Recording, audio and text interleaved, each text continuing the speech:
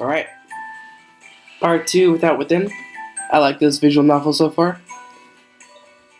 Again, I apologize, I'm a little bit sick. I'm actually recording this right after I made another video about, I think it was Codename Cure. Pretty fun game. And we're going to continue right where we left off. And also there's subtitles for this game, so at least you can understand what I'm saying. Because when I'm sick, usually, well, in general, I'm always bad at talking. I said this last time, a million times, but I'm going to try and cut down on the apologies. Mainly because I don't think anybody just wants to watch, about like 10 minutes about a teenager in his room apologizing to a computer. So, here we go. And so we return to the busiest street in my area. With my calligraphies, I have no idea, spread before me. I sat on the concrete and rested my back against the fence. Car horns blared behind me, mixed with people shouting things about each other's mothers.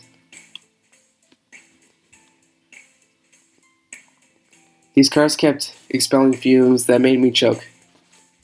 Sounds like a busy city. Just one of the many things I dealt with in the name of art. Pedestrians took up almost every inch of space on the street ahead. Surely, this would be the day when somebody spotted my talent.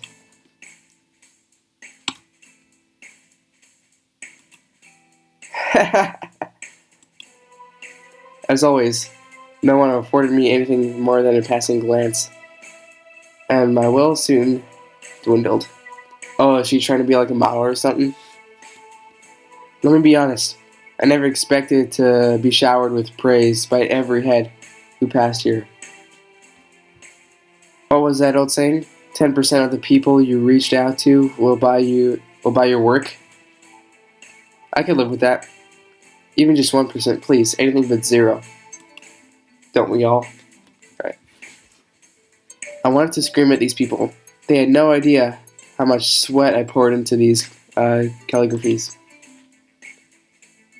Let's try and preserve. If you rant, nobody likes a ranter. Unless, of course, you're like IHG. But I decided to keep these displeasures to myself. People often said patience would be rewarded. I wondered if my patience would ever become worthwhile.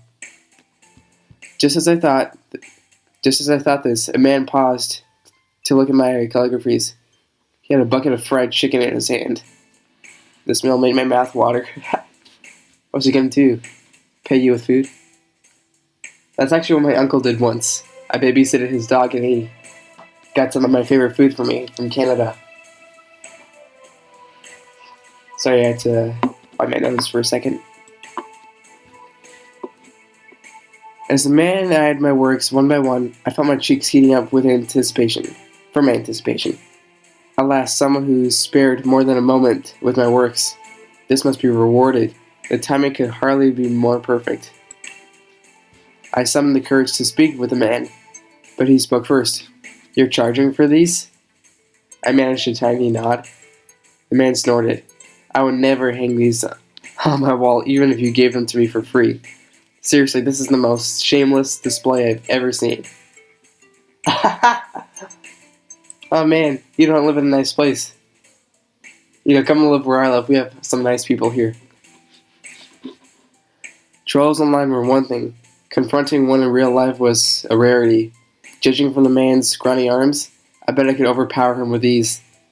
Then he would know just how big of a blunder he made.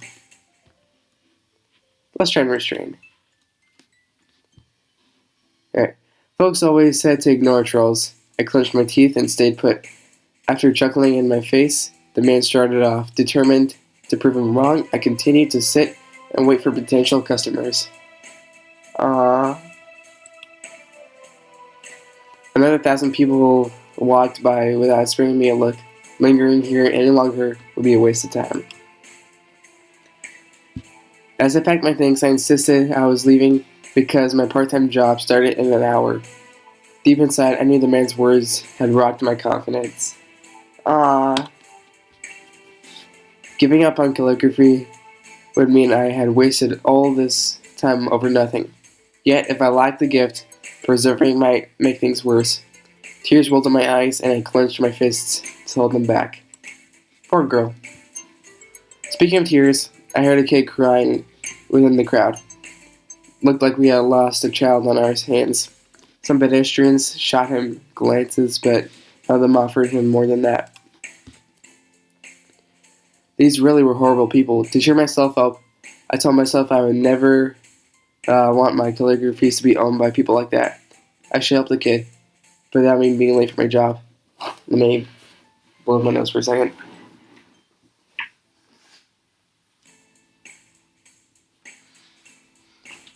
Sorry.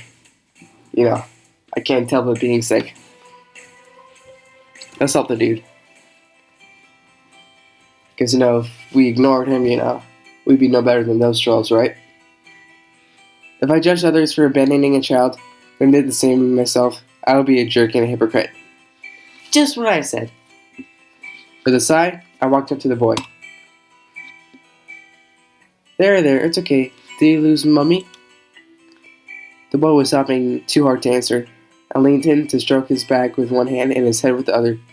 Let me know if you lost Mommy. Let me know if you lost Mommy, okay? I'll help you find her, so there's no need to be scared. The kid managed to nod at last, and I whispered, "Good boy," into his ear. What's your Mummy's name? Hungry. Her name is Hungry? The boy's tummy growled, and I realized what he meant. Oh, well, how about I buy you a sandwich?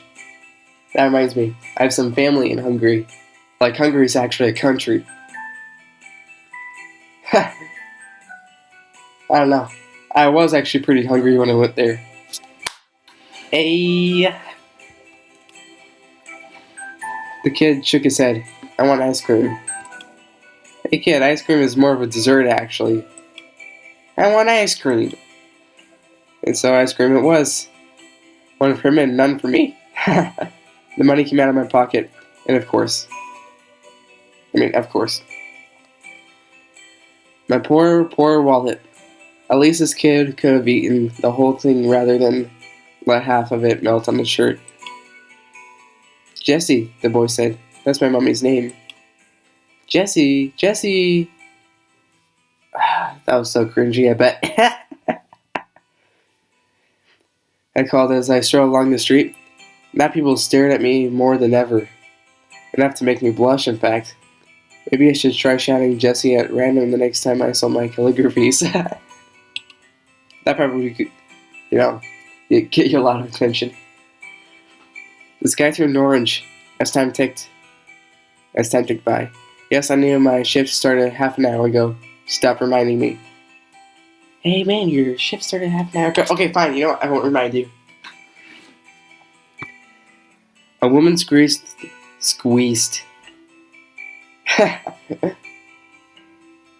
I'm not gonna try and make a bunch of apologies because that's what I did last time. Just, please forgive. A woman squeezed through the crowd and scurried toward us. She ran past a red light, nearly getting hit by a truck in the process. Mummy! The boy shook free. A hold of my hold and rushed to his mother's embrace. After muttering apologies to her son, the woman gazed toward me. Oh, thank you so much for your help. You're just wonderful. Just wonderful. The torrent of praises curled my lips into a stupid grin. Anyone would have done the same thing. Please, if there's anything I can do in return, just let me know, the mother said. I think I have an idea. Actually, there is something I need help with. The mother nodded. Anything in my power, miss? Which way back to the train station? You could have sold her some calligraphies, man. Oh, sweet. I like the music. Alright, I think I'm going to end this here. I'll do another recording about this. I might even do today, actually. Just record a bunch of stuff and then edit it tomorrow. Or today. Or whatever. I'll see you guys later. Peace.